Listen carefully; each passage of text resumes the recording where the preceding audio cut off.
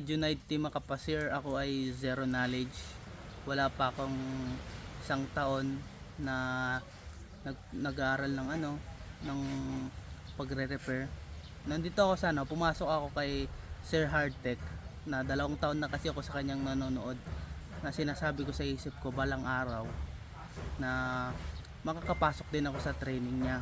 Sabi ko inshallah makapasok ako, na hindi ko ina-expect. Ang bala ko talaga dapat is baka next year or next year pa. Tapos yun nga, binigyan ako ng pagkakataon ni Allah na ibigay sa akin ngayon na napag-training ko. Unexpected din talaga siya, kasi syempre dati pangarap ko lang na si Sir balang araw na magiging siyang mentor ko. Kaya yun, nung nag-aral ako sa kanya, sulit na sulit talaga. Ang dami kong natutunan. Ako isang zero knowledge talaga, na natutunan kung paano mag-troubleshoot ng tama, nang hindi ka bumubunot ng kung ano-ano, na direct to the point talaga siya. Natuto akong humawak ng tester. Hindi pa man expert, pero pangako ko kay Sir yan na kakabisaduhin ko ang tester.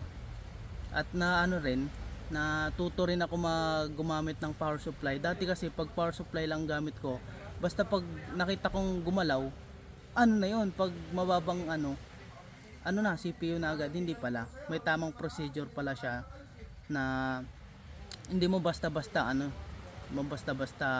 gamitin ang power supply. Natuto rin ako doon humawak. Tapos natuto rin ako kung paano sundan talaga at gamitin yung diagram nang hindi ka talaga bumubunot. Kaya dito talaga sa Hardtech, sulit talaga ang bayad mo, promise. Hindi ka hindi ka talaga magsisisi. Anong masasabi mo sa mga gusto mag-training? Kaya kayo, mga zero knowledge na tulad ko, subukan nyo sa Hardtech, promise hindi kayo hindi kayo magsisisi. 100% matututo talaga kayo. Basta ang importante, pag-igihan nyo lang. Syempre kung hindi nyo naman pag-igihan or hindi nyo man lang seryoso, hindi talaga kayo matututo. Pero kung seryosohin nyo siya, talagang matututo talaga kayo. Yun lang masasabi ko. Sir, maraming salamat, sir. Maraming salamat din, Sir Henry. Syempre na binigay mo pa rin yung best mo sa amin, para talagang matuto talaga kami kung paano talaga ang tamang procedure talaga, ng hindi ba bara-bara ang gawa. Yun lang. Thank you, sir.